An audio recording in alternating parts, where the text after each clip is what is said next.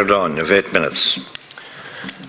Thanks very much, Chair, and you're very welcome, Minister, to the House. And I want to join with others with expressing my thanks to the commitment and work of Martin McGuinness over the last number of years and the journey he has taken.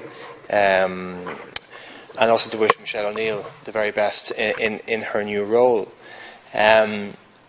I have to say I disagree with Senator Richmond on his belief that the British government are going to act in good faith in terms of their responsibilities to the Good Friday Agreement as co-guarantors, because I have to say, as somebody who watches British debate a lot, I'm pretty outraged by the British government's and the Brexit campaigners' complete and utter indifference to their responsibilities on this island.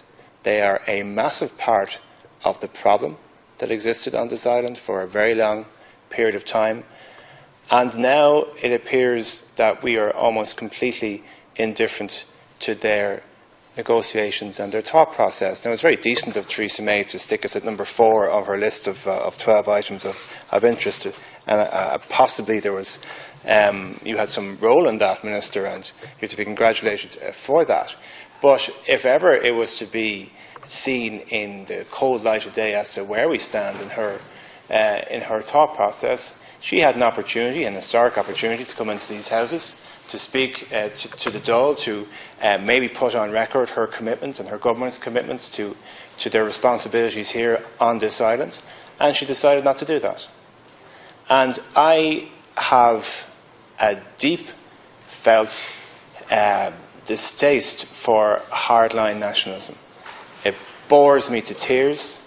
I don't necessarily, or am not necessarily, looking forward to debates in the north when the electioneering begins, because I find hardline nationalism on either side particularly tedious, and there are other issues in Northern Ireland to discuss. I mean, I'm very taken by a speech by Colm Eastwood in West Belfast. I think it was last year. We spoke about the child poverty rate in West Belfast and the numbers of adults in West Belfast, for an example, who are without formal qualifications.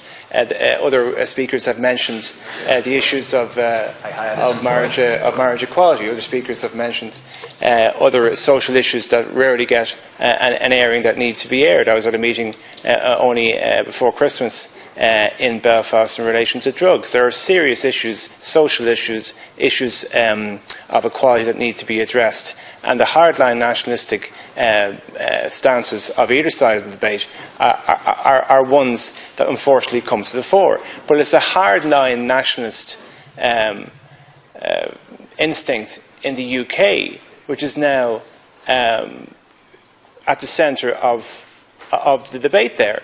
And it's that Brexiteer campaigning zeal that has led to Britain walking off from their historic responsibilities in Europe as a whole, and led them to walk off the stage in terms of their responsibilities here. Now, we have had 20 years, maybe longer, of couching everything we've said about the UK and our relationship with Britain in friendly terminology. And it's been important to do that. It was important and responsible that Irish governments and people representing this country and this state would not say anything that would inflame tensions or make things worse, particularly when lives are at risk. But, Minister, I think there comes a stage where you have to call a spade a spade. And when you have somebody in 10 Downing Street who is pandering to the worst excesses of British nationalism, well, then I think we have to call that out. And the new Prime Minister of the United Kingdom had a fantastic opportunity to come into these houses and to speak to the members of this Oireachtas about the Good Friday Agreement, about her commitment to it, about the fact that Brexit will not impact necessarily on peace in this island, and she's reportedly refusing to do so. So what I would suggest, Minister, is that it's important for you, as a representative of the government here, to speak in frank terms about our dismay that Ireland, Northern Ireland, is not on the real priority list for Theresa May and her government, and also that when overseeing and commenting on the events in Northern Ireland over the coming period of time, that is the social issues, it is the issues of equality, it is the issues of empowerment, it is the issues beyond those of orange and green that will come to the fore. But I think the time, possibly, Minister, for the niceties of language and the pretense of friendship to be put to a side to a certain degree, because we can't speak frankly to people who are walking away from their historic responsibilities, well then we are doing the people of Ireland and Northern Ireland a disservice. And this isn't about a flag-waving blame game. It certainly isn't. And I'm the last person in the world to stand with a tricolour flying in somebody else's face as trying to score a nationalistic point off them. I'm not. But it really does worry me to the bone when you have such a powerful country with such historic responsibilities for a place that they have had a huge impact on over generations and over centuries. And this doesn't seem in any way to be part of their thinking, and the opportunity they had to maybe settle any nerves that I had about their intentions has just been refused from the most powerful person in Britain. I'd like it to respond to what I've said. Minister, I understand you have the responsibilities for the ministry that you have. Your words carry weight, and that's very important.